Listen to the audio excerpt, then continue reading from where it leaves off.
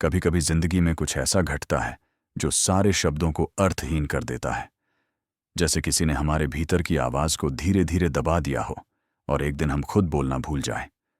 मुझे याद है, मेरे पड़ोस में एक बुजुर्ग दंपति रहते थे, शर्मा अंकल और अनीता आंटी। हर शाम दोनों छत पर बैठकर चाय पीते, रेडियो पर पुराने गाने सुनते और छोटे छोटे मजाक करते। उनकी हंसी पूरे मोहल्ले में गूंजती थी। लेकिन एक दिन पता नहीं क्या हुआ, अनीता आंटी ने बोलना बंद कर दिया। बस ऐसे ही एक सुबह वो चुप हो गई। अंकल कुछ भी कहते, वो बस देखती, बिना एक शब्द बोले। लोग कहते कोई झगड़ा हुआ होगा, कोई कहता शायद कोई दर्द है, कोई गलतफहमी। लेकिन असली वजह कोई नहीं जान पाया। महीनों बीत गए, वो बोली नहीं, और वो चुप्पी धीरे धीरे घर की दीवारों में समा गई। कभी कभी इंसान का बोलना बंद होना सिर्फ खामोशी नहीं होता, वो एक कहानी होती है जो शब्दों में नहीं कही जा सकती। नमस्कार दोस्तों, स्वागत है आपका किताब कथा में। आज हम बात करेंगे एक ऐसी कहानी की जहां चुप्पी खुद एक अपराध बन गई और रहस्य भी। आज की किताब है द साइलेंट पेशेंट, जिसे लिखा है एलेक्स मिकेलाइड्स ने। यह कहानी है एक मशहूर पेंटर की, एलिशिया बेरेंसन की, जिसने अपने पति की हत्या की और फिर कभी एक शब्द नहीं बोली। उस रात की शुरुआत किसी और रात जैसी ही थी, शांत, ठंडी और देखने में सामान्य। लंदन के एक खूबसूरत मोहल्ले में एक आलीशान घर में एलिशिया अपने पति गैब्रियल का इंतजार कर रही थी। गैब्रियल एक फैशन फोटोग्राफर था, हैंडसम, आत्मविश्वासी और अपने काम में डूबा हुआ इंसान। दोनों की जिंदगी देखने वालों को परफेक्ट लगती थी, जैसे किसी मैगजीन के पन्नों पर छपी तस्वीर। लेकिन हर परफेक्ट तस्वीर के पीछे कुछ दरारें होती हैं जो अक्सर दिखती नहीं। उस दिन गैब्रियल देर से घर लौटा। घड़ी ने 9 बजाए, फिर 10। एलिशिया खिड़की के पास खड़ी थी। बारिश की बूंदें शीशे पर गिर रही थीं। जब गैब्रियल अंदर आया, उसके चेहरे पर थकावट थी और कुछ छुपा हुआ भी। सॉरी, लेट हो गया, उसने कहा। एलिशिया ने कुछ नहीं कहा, बस उसे देखती रही। डिनर ठंडा हो चुका था। कमरे में एक अनकही बेचैनी थी, वो बेचैनी जो शब्दों से नहीं, नजरों से महसूस होती है। गैब्रियल ने टाई खोली, वाइन निकाली, लेकिन माहौल में कुछ टूटा सा था। फिर कुछ ऐसा हुआ जो किसी ने सोचा भी नहीं था। रात के लगभग 11 बजे पड़ोसियों ने एक जोरदार धमाका सुना। पुलिस जब वहां पहुंची तो दरवाजा अंदर से बंद था। खिड़की के शीशे पर खून के छींटे थे। ड्राइंग रूम में गैब्रियल की लाश पड़ी थी, उसके चेहरे पर भय की एक जमी हुई परत और सीने में 5 गोलियां।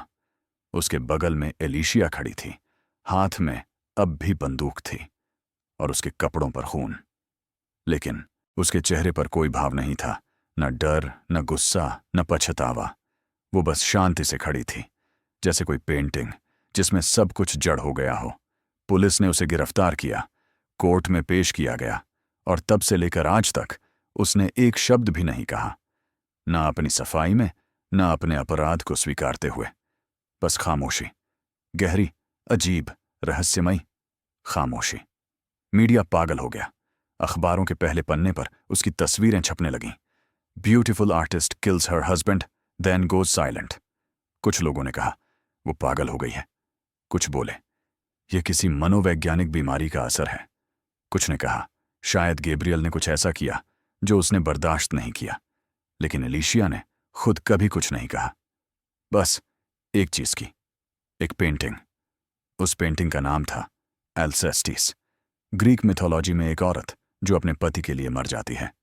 पेंटिंग में एक महिला थी, चेहरा शांत, आंखें ठंडी और पीछे पिघलती हुई रोशनी। लोगों ने कहा यह उसकी कहानी है। वो खुद को एल्सेस्टिस मानती है, वो औरत जो सब कुछ सहती है लेकिन आखिर में चुप हो जाती है। जब केस कोर्ट पहुंचा तो सबूत साफ थे। हथियार पर उसके फिंगरप्रिंट, बंद कमरा, कोई तीसरा व्यक्ति नहीं। पर सवाल यह नहीं था कि उसने मारा या नहीं, सवाल था क्यों मारा। और शायद यही सवाल कभी जवाब नहीं पा सका, क्योंकि एलिशिया बोलती ही नहीं थी। जज ने फैसला सुनाया। वह मानसिक रूप से अस्थिर है। उसे जेल नहीं भेजा गया, बल्कि एक मानसिक अस्पताल द ग्रोव में रखा गया। वहां डॉक्टर, नर्सें और मनोवैज्ञानिक उसकी मदद करने की कोशिश करते रहे, लेकिन सब बेकार। वो किसी से बात नहीं करती थी, ना रोती, ना हंसती, ना विरोध करती। बस खाली निगाहों से देखती और दीवारों को ताकती रहती। धीरे धीरे उसका केस पुराना हो गया। लोग नए अपराधों में उलझ गए, लेकिन कुछ लोग थे जो उस खामोशी से अब भी परेशान थे, क्योंकि एक औरत का अपने पति की हत्या करना और फिर सदा के लिए मौन हो जाना, यह सामान्य बात नहीं थी। उनमें से एक था थियो फाबर, एक क्रिमिनल साइकोथेरेपिस्ट, जो इस केस से अजीब तरह से आकर्षित था। लेकिन उसकी कहानी हम अगले अध्याय में सुनेंगे। पहले हम लौटते हैं उस रात पर जहां सब शुरू हुआ और सब खत्म भी। कहा जाता है हर इंसान के भीतर एक सत्य होता है, लेकिन जब वो सत्य इतना दर्दनाक हो कि उसे स्वीकार करना असंभव हो जाए तो इंसान चुप हो जाता है। एलिशिया की चुप्पी शायद उसका बचाव थी, या शायद उसका सबसे बड़ा अपराध। उसके पड़ोसी कहते थे वो बहुत सभ्य और शांत स्वभाव की थी, कभी किसी से झगड़ा नहीं किया। वो अपने बगीचे में गुलाब लगाती, शाम को वाइन पीती और अपने स्टूडियो में पेंटिंग करती रहती। लेकिन उसी स्टूडियो में उसने अपने पति को गोली मारी थी। लोगों ने उसके पुराने चित्रों में सुराग ढूंढने शुरू किए। हर पेंटिंग में एक उदासी, एक अकेलापन छिपा था। कहीं किसी चेहरे पर अंधेरा, कहीं आंखों में खालीपन, जैसे वो पहले से कुछ कहना चाहती थी लेकिन कोई सुन नहीं पाया। उसके पेंट ब्रश अब भी खून से सने थे। जिन हाथों ने रंगों को जिंदगी दी थी, उन्हीं हाथों ने एक जिंदगी खत्म कर दी। जेल में भेजे जाने से पहले जब पुलिस ने उससे आखिरी बार पूछा, तुमने ऐसा क्यों किया, वो कुछ नहीं बोली, बस मुस्कुराई। एक बहुत हल्की, बहुत अजीब सी मुस्कान। कभी कभी खामोशी में इतने जवाब होते हैं कि सवाल खुद ही खो जाते हैं। और दोस्तों, यही है इस कहानी की शुरुआत, एक ऐसी महिला की जिसने अपनी जिंदगी के सबसे भयानक सच के बाद दुनिया से सारे शब्द छीन लिए। आने वाले अध्यायों में हम जानेंगे उसके भीतर क्या टूटा था। क्या वो वाकई अपराधी थी या शिकार, और क्या कोई ऐसा व्यक्ति था जो उस खामोशी को सच में समझ पाया। कहते हैं जब कोई इंसान बोलना बंद कर देता है तो उसकी खामोशी बोलने लगती है, और कभी कभी वो खामोशी इतनी ताकतवर होती है कि पूरी दुनिया उसकी आवाज सुनने लगती है। एलिशिया बेरेंसन की यही खामोशी अब खबर बन चुकी थी। अखबार, टीवी, पॉडकास्ट, हर जगह उसका जिक्र था। मर्डरर आर्टिस्ट जिसने दुनिया से सारे शब्द छीन लिए। लोगों ने उसे एक रहस्य बना दिया था। कोई उसे शैतान कहता, कोई देवी, कोई बीमार। लेकिन सच्चाई यह थी कि वो बस चुप थी, और उसकी यह चुप्पी धीरे धीरे एक सत्ता में बदलने लगी थी। द ग्रोव नामक मानसिक चिकित्सालय में जहां एलिशिया को रखा गया था, हवा में एक अजीब सी खामोशी रहती थी। यह जगह उन लोगों के लिए थी जिनके अपराध शब्दों में नहीं समझाए जा सकते। कातिल, मरीज और खोई हुई आत्माएं, सब एक ही छत के नीचे। एलिशिया वहां भी अलग थी। वो किसी से बात नहीं करती थी, किसी की ओर देखती भी नहीं, न खाने की शिकायत, न दवाइयों का विरोध। बस अपने कमरे में बैठी रहती, खिड़की के पार देखते हुए। कभी कभी नर्सें कहती, वो तो गुड़िया जैसी लगती है, लेकिन किसी के पास उस गुड़िया की आंखों में झांकने की हिम्मत नहीं थी, क्योंकि जब कोई चुप होता है तो वो दूसरों के भीतर का शोर बढ़ा देता है, और यही सबसे डरावनी चीज होती है। थोड़े ही समय में डॉक्टरों ने कोशिशें शुरू कर दी। थेरेपी, दवाइयां, सेशंस, सब व्यर्थ। वो सब कुछ सुनती थी, लेकिन कुछ कहती नहीं। कभी कभी पलक झपकती, जैसे जवाब देना चाहती हो, पर फिर खुद ही पीछे हट जाती। एक दिन डॉक्टर डायोमिड्स, जो द ग्रोव के हेड थे, उसके कमरे में आए। वो एक वृद्ध, अनुभव संपन्न मनोचिकित्सक थे। उन्होंने कहा, एलिशिया, मैं तुम्हें मदद करना चाहता हूं। वो कुछ पल तक उसे देखती रही, फिर बस अपनी कुर्सी से उठकर खिड़की के पास चली गई। धूप उसकी आंखों पर पड़ी। उसने हाथ से उसे ढक लिया। बस इतना ही। डॉक्टर मुस्कुराए और चुपचाप चले गए। उसने फिर भी कुछ नहीं कहा।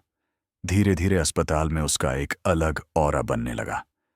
कुछ मरीज उसे देवी की तरह देखते। वो जानती है कुछ जो हम नहीं जानते। कुछ डॉक्टर उसे एक केस स्टडी की तरह देखते। उसके अंदर जरूर कोई ट्रॉमा है, पर सच यह था कि कोई भी उसकी खामोशी को छू नहीं पा रहा था। एलिशिया के लिए यह चुप्पी एक कवच बन गई थी, एक ऐसा कवच जो उसे बाहरी दुनिया से बचाता था। वो अब अपनी खुद की दुनिया में थी, जहां न सवाल थे न जवाब, बस सन्नाटा। और वही सन्नाटा उसे शक्तिशाली बना रहा था। उसके पुराने जीवन के बारे में लोगों को जितना पता चलता गया, कहानी उतनी ही उलझती गई। वो बचपन से ही अकेली थी। उसके पिता शराबी थे, मां डरी हुई औरत। एक हादसे में उसकी मां की मौत हो गई थी और उसके पिता ने कहा था, काश तू मर जाती, तेरी मां नहीं। वो वाक्य उसके भीतर गूंजता रहा सालों तक। शायद उसी दिन उसने सीखा कि शब्द बहुत जहरीले होते हैं, और शायद इसी वजह से उसने खुद के शब्दों को हमेशा के लिए मार दिया। कई महीनों बाद डॉक्टरों ने उसे फिर पेंटिंग करने के लिए कहा। शुरू में उसने मना कर दिया, लेकिन फिर धीरे धीरे उसने ब्रश उठाया।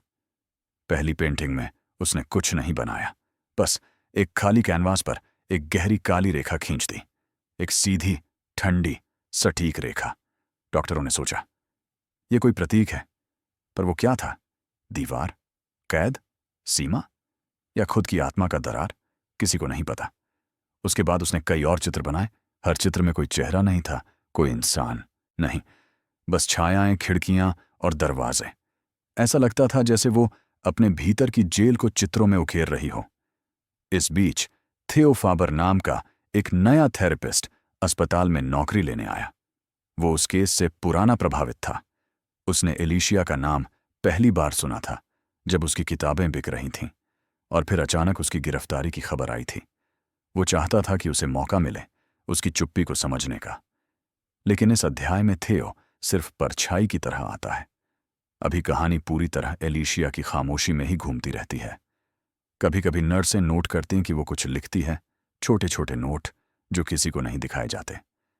कभी किसी शब्द के नीचे रेखा खींचती, लव, पेन, फ्रीडम, ट्रूथ। लेकिन फिर वो नोट्स फाड़ कर फेंक देती, जैसे अपने ही विचारों को मिटा देना चाहती हो। कुछ ने कहा, वो गिल्ट में है। कुछ बोले, वो कुछ छुपा रही है। लेकिन शायद वो कुछ भी नहीं छुपा रही थी। वो बस उस दुनिया से दूर जा चुकी थी जहां शब्दों का कोई अर्थ बचा नहीं था। मीडिया ने धीरे धीरे उसका केस छोड़ दिया, लेकिन द ग्रोव के गलियारों में उसका नाम अब भी गूंजता था। हर नया डॉक्टर, हर नया नर्स उसके केस के बारे में जानना चाहता था, क्योंकि हर इंसान को यह ख्वाहिश होती है कि वो उस रहस्य को हल करे जिसे दुनिया ने असंभव मान लिया हो। एलिशिया अब तक किसी की भी बात का जवाब नहीं देती थी, पर एक दिन कुछ बदला। एक नर्स ने बताया, उसने अचानक एक रात खिड़की के शीशे पर कुछ लिखा था अपनी उंगली से। बस एक शब्द, एल्सेस्टिस, वही नाम जो उसकी मशहूर पेंटिंग का था। और फिर उसने शीशा पोंछ दिया। नर्स ने कहा, वो मुस्कुरा रही थी। उस मुस्कान में सुकून था या दर्द, ये किसी को नहीं पता। धीरे धीरे डॉक्टरों को यह महसूस होने लगा कि एलिशिया अब भी कंट्रोल में है। वो बोलती नहीं, लेकिन वो दूसरों को अपनी खामोशी से बोलने पर मजबूर कर देती है। हर कोई उसके बारे में सोचता, सवाल करता, उसकी तरफ खींचता चला जाता। वो मरीज थी, लेकिन असली नियंत्रण उसी के पास था। उसकी चुप्पी ने उसे कैदी से रानी बना दिया था, एक ऐसी रानी जिसने अपने साम्राज्य की दीवारें खुद बनाई थीं, और अब बाहर की दुनिया उसी के इर्द गिर्द घूम रही थी। डॉक्टर डायोमिड्स ने अपने जर्नल में लिखा, कभी कभी रोगी बोलता नहीं क्योंकि उसे इलाज नहीं चाहिए, बल्कि इसलिए कि वो हमें हमारी ही असहायता दिखाना चाहता है। शायद यही एलिशिया कर रही थी। वो सबको अपनी चुप्पी में उलझा रही थी और उसमें उनकी आवाज खो जाती थी। समय बीतता गया, 6 महीने, फिर 1 साल। एलिशिया अब भी वैसी ही थी। द ग्रोव में नए नए मरीज आते और जाते रहे, लेकिन वो अपनी स्थिर आंखों और शांत चेहरे के साथ वहीं रही। वो एक जिंदा रहस्य थी और हर कोई उसकी वजह बनना चाहता था, मगर उसके भीतर जो कहानी थी वो किसी को सुनानी नहीं थी। और तब एक दिन अस्पताल के स्टाफ मीटिंग में एक नाम लिया गया, थियो फाबर, नया थेरेपिस्ट जो खासतौर पर एलिशिया के केस में दिलचस्पी रखता है। किसी ने कहा, वो खुद बहुत समर्पित इंसान है। किसी ने कहा, शायद वो ही है जो उसे बोलवा पाएगा।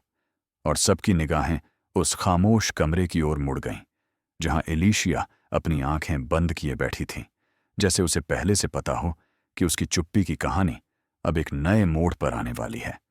लेकिन फिलहाल इस अध्याय में इतना ही। हमने जाना कि किस तरह उसकी चुप्पी एक कमजोरी नहीं बल्कि एक शक्ति बन गई, किस तरह उसने शब्दों के बिना भी पूरी दुनिया को अपने इर्द गिर्द नचा दिया। और अब अगला अध्याय हमें ले जाएगा उस व्यक्ति की ओर जो इस खामोशी को तोड़ने की कोशिश करेगा। उसका नाम है थियो फाबर। थियो फाबर की आहट। कहते हैं कुछ कहानियां सिर्फ पढ़ने के लिए नहीं होती, उन्हें महसूस करने के लिए होती हैं। और थियो फाबर की कहानी ऐसी ही थी। वो एक ऐसा इंसान था जो दूसरों के दर्द को समझने की कोशिश करता था, लेकिन खुद अपने दर्द से भाग नहीं पाया था। थियो एक क्रिमिनल साइकोथेरेपिस्ट था, मतलब वह उन लोगों का इलाज करता था जिन्होंने अपराध किया, लेकिन जिनके अपराध के पीछे मनोवैज्ञानिक जख्म थे। वो मानता था कि हर इंसान जो कुछ गलत करता है वो बुराई से नहीं बल्कि अपने भीतर के टूटेपन से करता है। बचपन में थियो की जिंदगी भी सामान्य नहीं थी। उसका पिता एक गुस्सैल, सख्त इंसान था जो बात बात पर चिल्लाता, मारता और नीचा दिखाता। थियो अक्सर बिस्तर के नीचे छुप जाता, आंखें बंद कर लेता और सोचता, काश मैं सुनाई देना बंद कर दूं। शायद तभी उसके भीतर वो खामोशी बस गई जो बाद में एलिशिया की खामोशी को पहचान सकी। थियो ने अपने बचपन के उस दर्द को एक उद्देश्य बना लिया था। वो पढ़ाई में डूब गया, मनोविज्ञान में मास्टर किया और लोगों के दिमाग की परतों में उतरना सीख लिया। वो कहता था हर अपराध एक कहानी है और हर कहानी का अपना दर्द। लेकिन उसके भीतर एक खालीपन था, एक ऐसा सवाल जो उसे सोने नहीं देता था। क्या इंसान को उसकी खामोशी से बाहर लाया जा सकता है? क्या कोई इतना टूट सकता है कि फिर कभी बोल ना पाए? जब उसने पहली बार एलिशिया बेरेंसन के बारे में सुना, वो टीवी पर एक खबर थी, famous painter shoots her husband then goes silent. वो उसी पल जान गया, मुझे इस औरत से मिलना है। लेकिन यह आसान नहीं था। द ग्रोव एक सरकारी फोरेंसिक हॉस्पिटल था। वहां नौकरी पाना किसी भी नए थेरेपिस्ट के लिए कठिन था। थियो ने आवेदन दिया और महीनों तक कोई जवाब नहीं आया। वो इंतजार करता रहा, कभी कभी सोचता शायद मैं गलत हूं, लेकिन भीतर कुछ कहता नहीं, ये केस तुम्हारे लिए है। आखिरकार एक दिन उसे मेल मिला, the Grove is hiring new staff.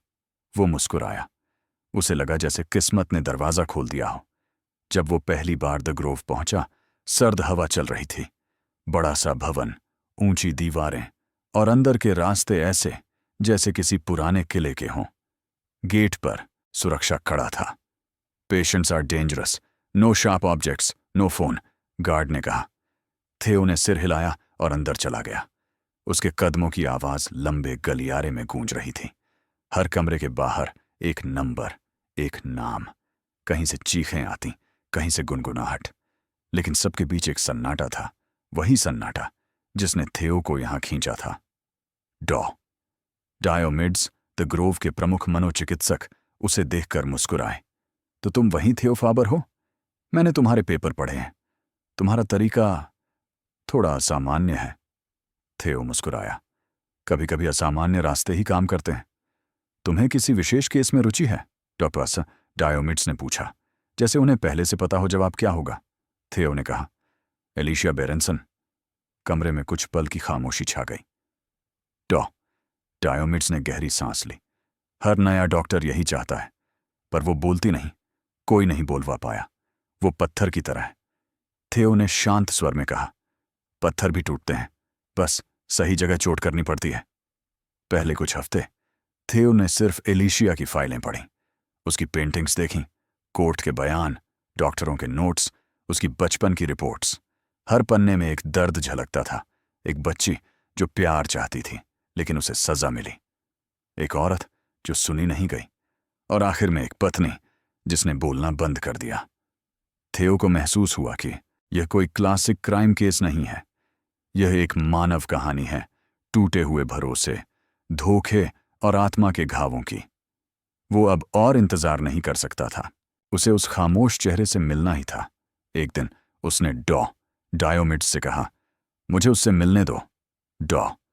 डायोमिड्स ने कुछ देर सोचा, फिर बोले, ठीक है, लेकिन सावधान रहना, वो अब भी किसी को अंदर आने नहीं देती।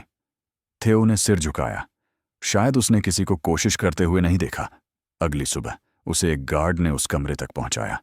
लोहे का दरवाजा खुला और अंदर एक ठंडी धुंधली रोशनी फैली हुई थी। कमरे के बीच में एक कुर्सी पर बैठी थी एलिशिया बेरेंसन। उसका चेहरा वैसा ही था जैसा तस्वीरों में देखा था, बस ज्यादा थका हुआ, ज्यादा शांत। उसकी आंखें किसी दूर जगह को देख रही थीं। वो जीवित थी, लेकिन किसी और दुनिया में। थियो ने धीरे से कहा, हेलो एलिशिया, मेरा नाम थियो है, मैं तुमसे मिलने आया हूं। कोई जवाब नहीं।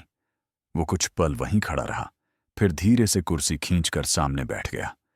मैं जानता हूं तुम बोलना नहीं चाहती, और मैं तुम्हें बोलने के लिए मजबूर नहीं करूंगा, लेकिन मैं यहां तुम्हें सुनने आया हूं, तुम्हारे शब्दों से नहीं, तुम्हारी खामोशी से। एलिशिया की पलकें थोड़ी सी फड़कीं, बस इतना ही। थियो ने उस हल्के से हिलने को देखा और उसके भीतर कुछ चमका। वो सुन रही है। वो पहली मुलाकात बस कुछ मिनटों की थी। एलिशिया ने एक शब्द नहीं कहा, लेकिन उसके मौन में थियो ने कुछ सुना। एक डर, एक पीड़ा और एक अनकहा, कृपया मुझे समझो। वो कमरे से बाहर निकला और उसके मन में बस यही विचार गूंज रहा था, वो पागल नहीं है, वो टूटी हुई है। अगले कुछ दिनों तक थियो हर नोट, हर फाइल, हर छोटी जानकारी पर ध्यान देता रहा। उसे एहसास हुआ कि जो बाकी डॉक्टर चुप्पी मान रहे हैं, वो दरअसल एक संवाद है, बस दूसरी भाषा में। वो कहता था, silence isn't the absence of speech, it's a different way of speaking. और उसे पूरा यकीन था कि वो उस भाषा को समझ सकता है। कभी कभी रात में वो अपने नोटबुक में लिखता, एलिशिया, तुम और मैं एक जैसे हैं। हम दोनों ने बचपन में डर से सीखा है कि बोलना खतरा है, लेकिन अब वक्त है इस डर को तोड़ने का। वो खुद नहीं जानता था कि इस केस में उसकी प्रोफेशनल क्यूरियोसिटी नहीं, बल्कि पर्सनल कनेक्शन काम कर रही थी। वो खुद उस खामोशी में अपना अतीत देख रहा था। धीरे धीरे उसकी दिनचर्या बदल गई। सुबह हॉस्पिटल, दोपहर थेरेपी सेशन और रात को अपने कमरे में एलिशिया की फाइलें। वो उसके चित्रों को देखता और उनसे बातें करता। कभी कहता, यह तुम्हारे पति के बारे में है। कभी सोचता, क्या यह आत्मचित्र है। वो महसूस करता कि उस पेंटिंग के हर स्ट्रोक में एक चीख छिपी है, लेकिन वो चीख शब्दों में नहीं है, वो बस महसूस की जा सकती है। दिन गुजरते गए। थियो का लगाव अब जुनून बन चुका था। वो कहता, मुझे नहीं पता मैं उसे बचाना चाहता हूं या खुद को। डायोमिड्स ने उसे चेताया, थियो, सावधान रहना। ऐसे केस में हम अंदर बहुत गहराई तक उतर जाते हैं और फिर खुद बाहर निकल नहीं पाते। थियो ने मुस्कुराकर कहा, कभी कभी किसी और को बचाने के लिए खुद डूबना ही पड़ता है। और दोस्तों, यहीं से कहानी मोड़ लेती है। थियो फाबर अब सिर्फ डॉक्टर नहीं रह गया था, वो एक खोजी बन चुका था, जो एक ऐसी औरत की खामोशी में उतरने वाला था, जिसकी हर सांस में एक राज छिपा था। अब उसके लिए यह इलाज नहीं, एक जुनून बन चुका था। अगले अध्याय में हम देखेंगे कैसे थियो उस रहस्यमयी खामोशी के पीछे छिपे प्रतीकों को पहचानना शुरू करता है, और कैसे एलिशिया की कला, उसकी पेंटिंग्स, उसकी आत्मा की सबसे गहरी परत को उजागर करती है। प्रतीक और पेंटिंग का रहस्य कहते हैं, जब इंसान बोलना छोड़ देता है तो उसकी आत्मा नए तरीके से बोलने लगती है।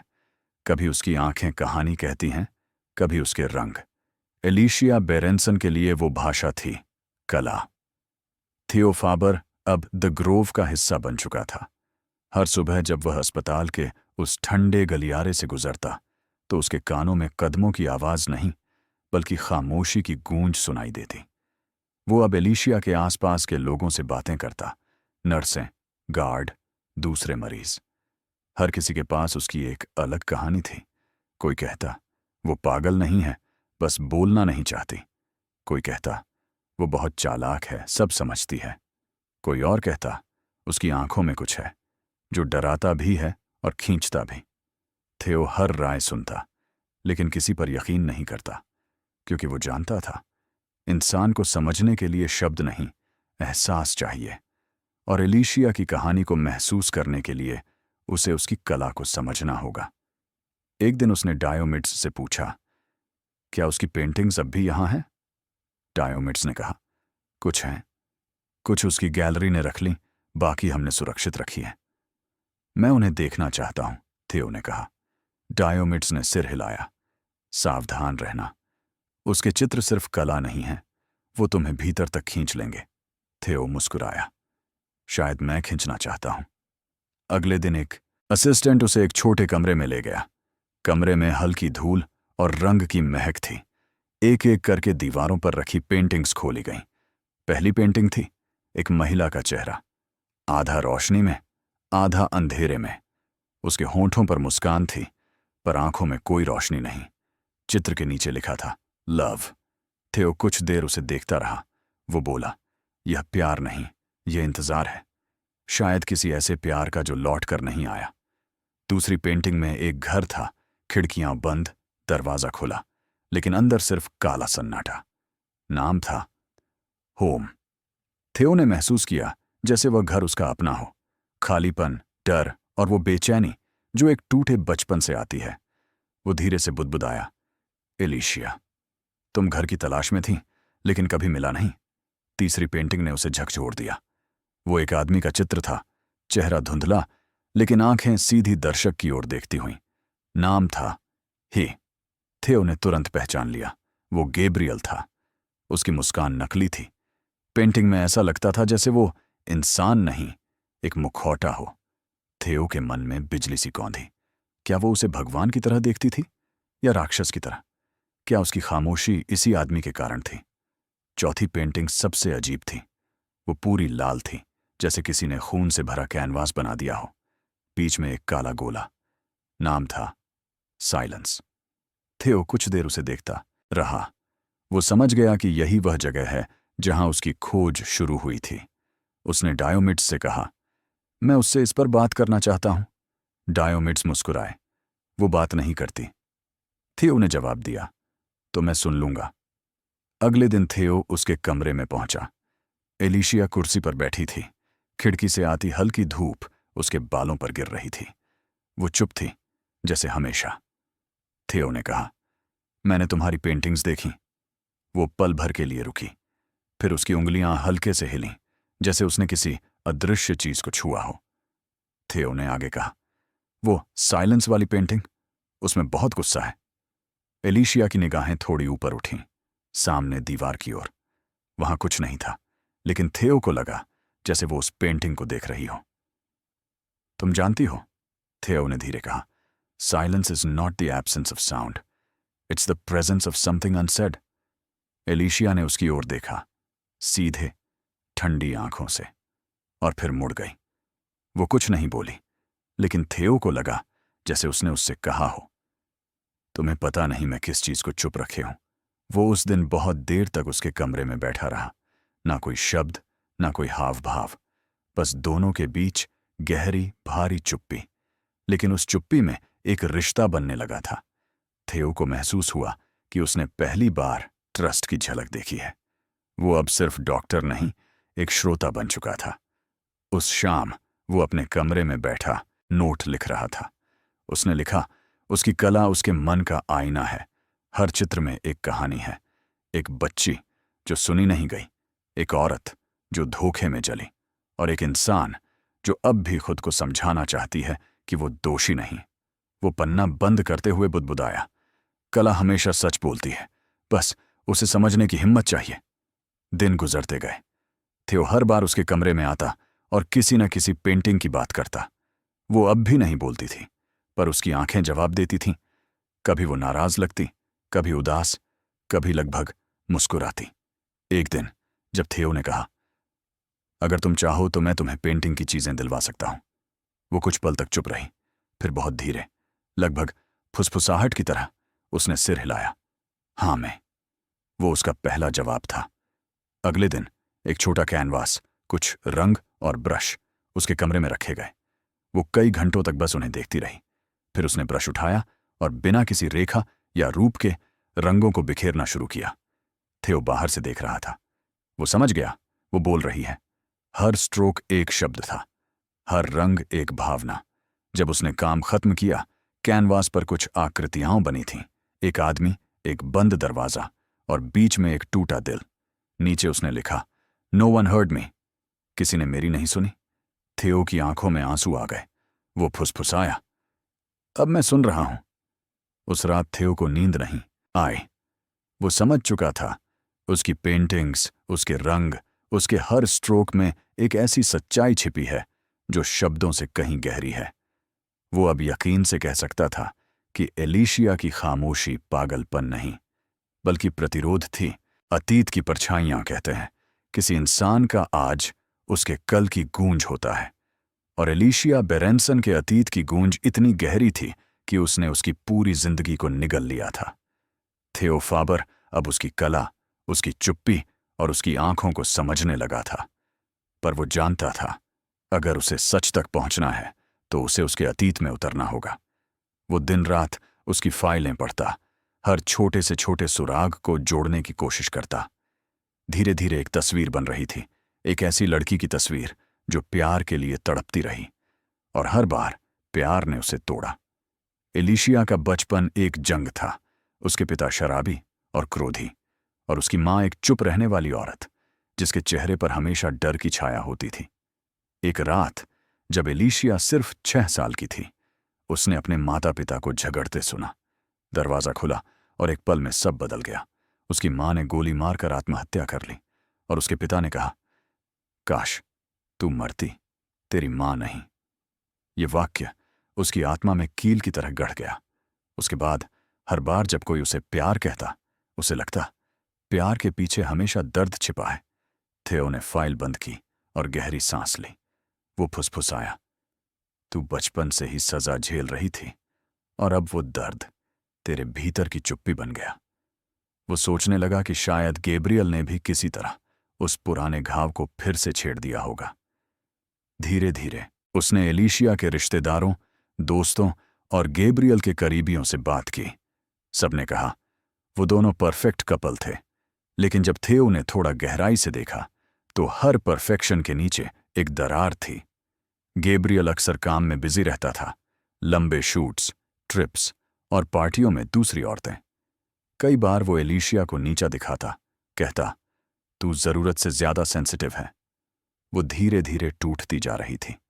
उसके ब्रश के स्ट्रोक्स और गहरे हो गए थे, रंग ज्यादा भारी, चेहरे ज्यादा ठंडे।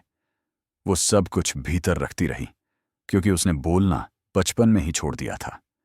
एक रात थियो उसके कमरे में आया और बोला, मुझे तेरे अतीत के बारे में पता चला। वो चुप रही। मुझे लगता है तेरा दर्द तेरे बचपन से शुरू हुआ था। एलिशिया ने पहली बार उसकी ओर देखा। थियो ने कहा, कभी कभी जब हम बचपन में अनसुने रह जाते हैं तो बड़े होकर चीखना भी बेकार लगता है। उसकी आंखें भीग गईं, लेकिन वो अब भी नहीं बोली। थियो ने धीरे से कहा, तू चाहे तो पेंट कर सकती है। उसने सिर हिलाया, हाँ। उस दिन उसने एक नई पेंटिंग शुरू की। कैनवास पर उसने एक छोटी लड़की बनाई जो अपने कमरे के कोने में बैठी है। बाहर कोई चिल्ला रहा है और लड़की अपने कान बंद किए बैठी है। नीचे उसने लिखा, आई कांट हियर यू, मैं तुम्हें नहीं सुन सकती। थियो समझ गया, वो फिर अपने अतीत को जी रही है। दिन गुजरते गए, थियो उसके साथ जुड़ता गया। वो अब उसकी नजरों के इशारों, उसकी सांसों और रंगों की भाषा समझने लगा था। एक दिन उसने डायोमिड से कहा, मैं अब उसकी आवाज सुन सकता हूं, बिना उसके बोले। डायोमिड्स मुस्कुराए, थियो, ध्यान रखना, कभी कभी जब हम किसी और की कहानी में बहुत डूब जाते हैं तो अपनी कहानी भूल जाते हैं। थियो ने कहा, मैं सावधान हूं। लेकिन सच ये था, वो अब खुद में नहीं रहा था। उस रात उसने एक सपना देखा। वो एक कमरे में था जहां एलिशिया पेंटिंग कर रही थी, और उसके पीछे कोई आदमी खड़ा था जिसका चेहरा वो साफ नहीं देख पा रहा था। वो आदमी फुसफुसाया, उसे सच मत बताना। थियो की आंख खुली, दिल जोर जोर से धड़क रहा था। क्या यह सपना था या संकेत? अगले दिन उसने गैब्रियल की फाइलें मांगी, और वहीं से कहानी का असली मोड़ शुरू हुआ। गैब्रियल के ईमेल्स, उसके फोन रिकॉर्ड्स, सब में एक नाम बार बार आता था, कैथी। थियो चौंक गया। वो कैथी कौन थी? जब उसने आगे पढ़ा तो खून जम गया, क्योंकि कैथी थी थियो की पत्नी। वो कुर्सी पर बैठ गया। सांसें भारी थीं, दिमाग में जैसे बिजली दौड़ गई हो। ये कैसे हो सकता है? उसने खुद को संभाला और फिर सोचा, अगर कैथी और गैब्रियल का अफेयर था तो इसका मतलब है वो दोनों एलिशिया को धोखा दे रहे थे। और तभी उसे समझ आया, एलिशिया ने अपने पति को क्यों मारा। लेकिन अब कहानी सिर्फ एलिशिया की नहीं रही थी, क्योंकि थियो का भी उससे जुड़ाव निकल आया था, और वो भी ऐसा जुड़ाव जो सब कुछ बदल देगा। वो सोचने लगा, क्या यह किस्मत थी कि वो यहां आया, या ये सब किसी बड़ी योजना का हिस्सा था? उसके भीतर एक भय बैठ गया। वो अब सिर्फ डॉक्टर नहीं था, वो कहानी का हिस्सा बन चुका था। उस रात उसने कैथी का सामना किया। वो बोला, क्या तुम गैब्रियल को जानती थी? कैथी सन्न रह गई, फिर बोली, थियो प्लीज। लेकिन उसने सुना नहीं। वो कमरे से बाहर निकल गया और उसके भीतर कुछ टूट गया। वो बुदबुदाया, अब मैं समझ गया, तूने उसे धोखा दिया और उसने तुझे। उसकी बात अधूरी रह गई। अगले दिन वो एलिशिया से मिला। उसने कहा, तुम्हारा पति तुम्हें धोखा दे रहा था। एलिशिया ने उसकी ओर देखा। इस बार उसकी आंखें कांप रही थीं। वो कुछ पल तक कुछ नहीं बोली, फिर धीरे से उठी, कैनवास की ओर गई और वहां एक पंक्ति लिखी, आई सॉ यू। थियो के भीतर सन्नाटा छा गया।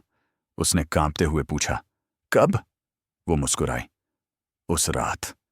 और दोस्तों, यहीं से कहानी आखिरी मोड़ की ओर मुड़ती है, क्योंकि अब यह सिर्फ एक हत्या की कहानी नहीं रही। अब यह दो टूटे इंसानों की टकराती हुई नियति की कहानी बन गई है।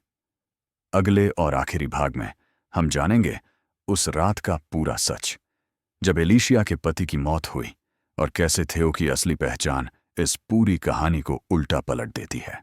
सच का सामना कभी कभी सच वही होता है जो हम सबसे ज्यादा छुपाना चाहते हैं।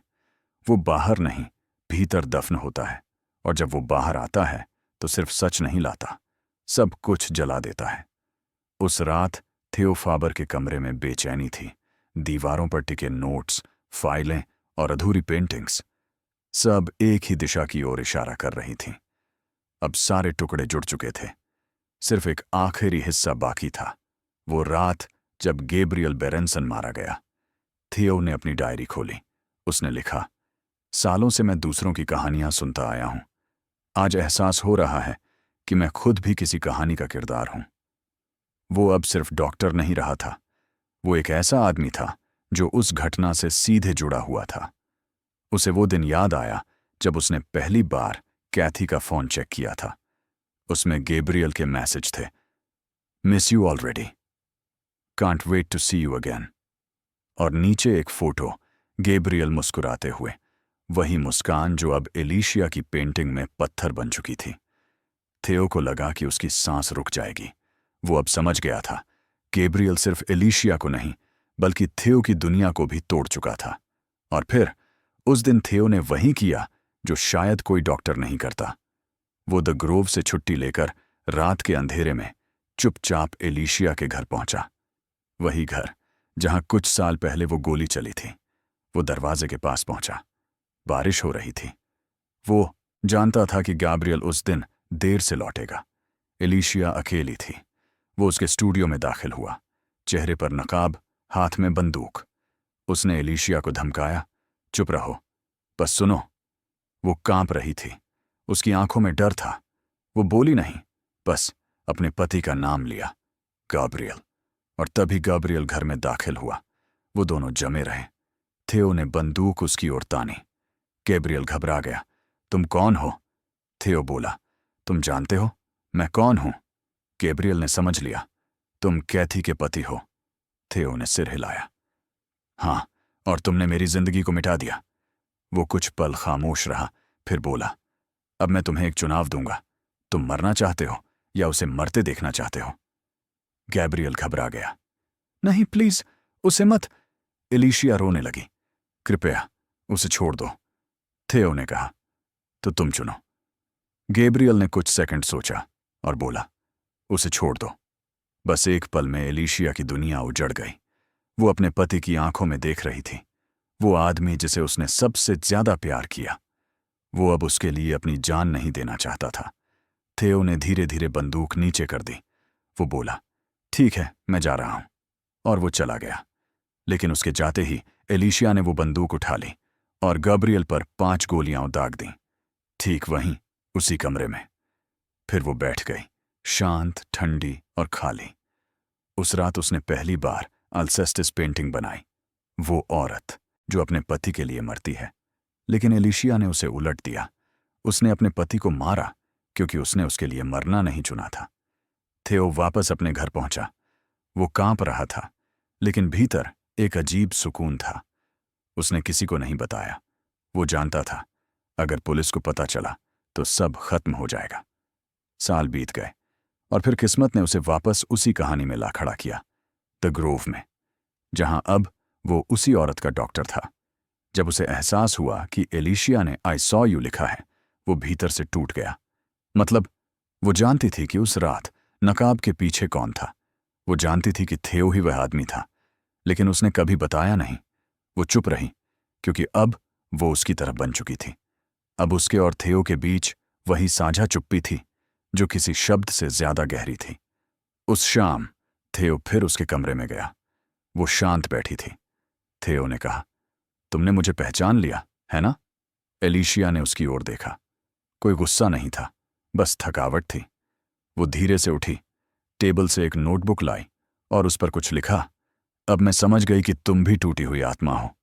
फिर उसने उस नोटबुक का आखिरी पन्ना खोला जहां लिखा था, He came to my house that night. I saw his eyes. It was him. वो नोट उसने धीरे से थियो की ओर बढ़ाया। वो मुस्कुराई और बोली, अब तू मेरी कहानी का हिस्सा बन गया है। थियो ने वो नोट उठाया और कमरे से बाहर चला गया। उसका चेहरा शांत था, लेकिन उसकी आत्मा में तूफान था। वो जानता था अब अगर यह नोट बाहर आया तो उसका अंत तय है। उसने उसे अपनी जेब में रखा। सोचा, शायद वो किसी को नहीं दिखाएगी, लेकिन किस्मत हमेशा किसी की नहीं होती। अगले दिन नर्स ने पाया एलिशिया बेहोश पड़ी है। उसकी नब्ज धीमी थी, उसके शरीर में दवा की ओवरडोज थी। वो कोमा में चली गई। डॉक्टरों ने कोशिश की, पर वो बोलने की हालत में नहीं थी। जब उसकी जेब से नोटबुक मिली, उसमें सब लिखा था।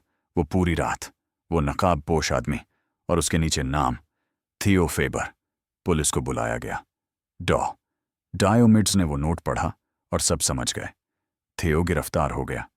वो शांति से पुलिस के साथ गया, जैसे उसे किसी सजा से डर ना हो, क्योंकि उसके लिए यह कहानी पहले ही खत्म हो चुकी थी।